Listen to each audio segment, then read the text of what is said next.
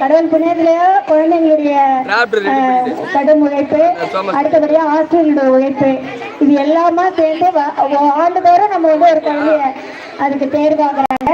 இது சாதாரணமான விஷயம் கிடையாது. ஏன்னா நேஷனல் லெவல், ஸ்டேட் லெவல் விஷயம் இது. அந்த குழந்தைங்க அதுக்கான எலிஜிபிலிட்டி இருந்தால் மட்டுமே செலெக்ஷன் ஆவாங்க. இந்த ஆண்டு இந்த செலெக்ஷன் லிஸ்ட் வெளியிடல, ஆனால் செலெக்ஷன் ஆயிட்டா, மார்க் வைஸ் செலெக்ஷன் ஆயிட்டா.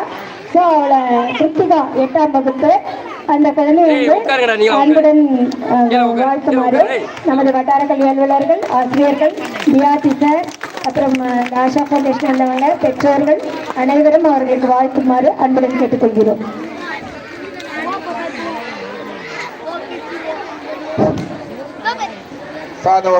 ஒரே செகண்ட் மட்டும் தகவல் சொல்லிடுறேன். என்எம்எஸ் பத்தி உங்களுக்கு தெரியும், ஏற்கனவே நடந்து போனவங்களுக்கு தெரியும். ஒவ்வொரு டிஸ்ட்ரிக்ட்